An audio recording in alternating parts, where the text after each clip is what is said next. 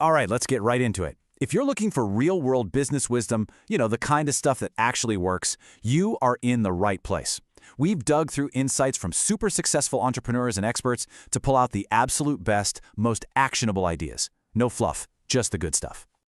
So let's just jump in with an idea that sounds, well, completely insane. What if I told you one of the smartest things you could do for your company is to literally pay your new hires to quit? Yeah, you heard that right. And honestly, that's just a taste of the surprising, counterintuitive stuff we're going to get into. And it gets even weirder. We're talking about why a founder might have to fire themselves to save their own company, or why putting goof-off time on the official schedule is actually a brilliant business move. And then there's this thing called the chair test, which, believe it or not, can tell you more about someone than their entire resume. Okay, so how are we going to tackle all these wild ideas? We're going to follow a path that makes a lot of sense: the journey of a founder. First, it's all about building your team. Then, you've got to create the right culture. After that, we'll look at how to optimize the actual work. And finally, and this is a big one, how to keep your people and yourself from burning out. All right, let's kick things off with part 1, building your team. And I mean it when I say this is the bedrock. Get this wrong and nothing else matters. So 80%. What's that about? Well, Kevin P. Ryan, the guy who founded DoubleClick, used to think business was maybe 50-50, half idea, half people. But now, he's convinced it's 80% about the people. And he's not just saying that. The man puts his money where his mouth is, spending a full hour every single day just interviewing people. Okay, so if people are that important, how do you actually find the good ones, especially the creative types?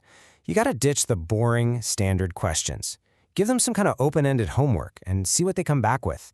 Ask them what book they're reading right now. That tells you a ton about their curiosity. Or, just throw a total curveball, like asking them to design an outfit for a seahorse going to Hawaii. You're not looking for a perfect answer, you're just trying to see how their brain works. Now, what about those personality tests? The Calipers and Hogans of the world. They can be pretty useful, for sure, especially for sales roles where you want to measure things like assertiveness. But here's the big warning. Don't lean on them too hard. The experts all seem to agree. Use them as one piece of the puzzle, maybe early in the process, but they should never ever be more than, say, 30% of your final decision. Okay, remember that crazy idea I mentioned at the beginning? Paying people to quit? Let's unpack that. This is the legendary move from Tony Hsieh at Zappos. It's so famous it even has a name: the offer. So here's the deal. A new hire goes through a few weeks of really intense training. And at the end of it, Zappos sits them down and says, look, we will give you $2,000 right now, on top of what we already paid you, if you just quit. No questions asked, no hard feelings. I know what you're thinking. That sounds insane. Why on earth would you throw money at someone specifically to not work for you? It feels like you're just lighting $2,000 on fire. But there's a genius reason behind it. And this quote from Xi'an nails it. He figured that anyone who takes that offer probably wasn't a good fit anyway. They were going to leave eventually, but only after you've sunk way more time and money into them. But the real cost? An unhappy person can just poison the whole culture. So that $2,000 isn't an expense, it's an investment. It's a filter to protect the vibe of the entire company. So the offer tests for commitment. But what about just good character? Joe Cerulli has this amazing, simple filter. His whole philosophy is hire for attitude, train for skill. So during an interview, if he sees a candidate watch someone struggling to move chairs, and that candidate doesn't even flinch, doesn't offer to help, they're out. Done. He's not hiring them. It's such a tiny thing, but it tells you everything you need to know about whether they're a team player. Okay, so you've found these amazing people with great attitudes. Now what? That brings us to part 2, cultivating the culture. Because having the right players is only half the battle.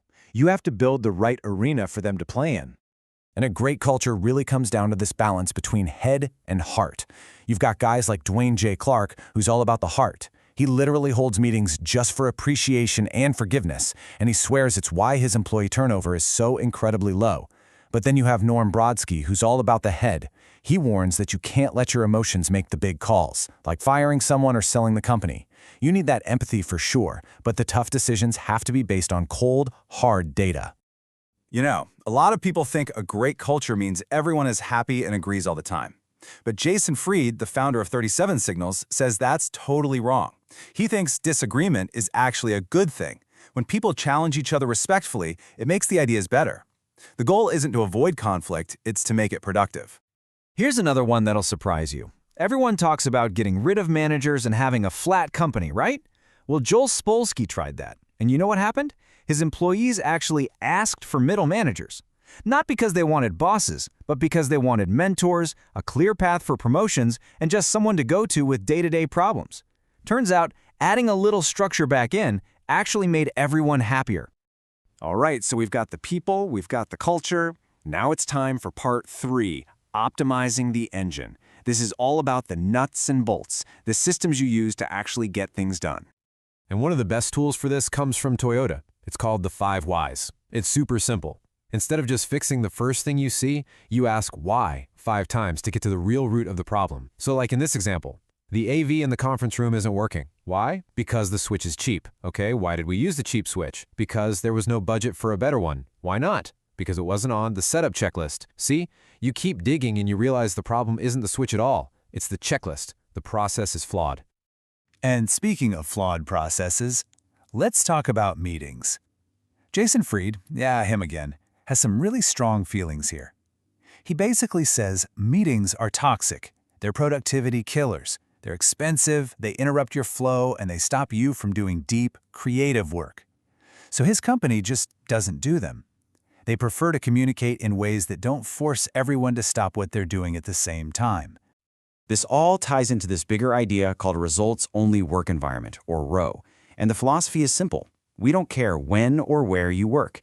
We don't care how many hours you're at your desk. We only care about the results you produce. It takes a massive amount of trust and really clear goals. But when it works, people are happier, more empowered, and they actually get more done. Okay, we're at our final section, part 4. And this might be the most important one, sustaining your people and yourself. This is about playing the long game. It's not enough to succeed for a year. You have to build something that lasts, and that includes you. And when you talk about sustainability, look at the power of trust.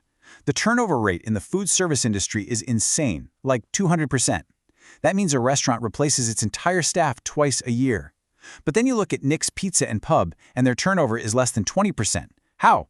The owner, Nick, opens the books to every single employee. He teaches them the financials and trusts them to make decisions like they own the place. And clearly, it works. And finally, let's talk about sustaining yourself. It's one thing to hear the advice, don't be a workaholic, but this story really brings it home. Larry H. Miller built an absolute empire. Super successful guy. But in his last few months, you know what his biggest regret was? He'd missed his family's life. He missed the birthdays, the school plays, all the little moments. He built this huge thing, but he'd missed the point. It's a massive wake-up call that if you burn yourself out, the business success doesn't even matter.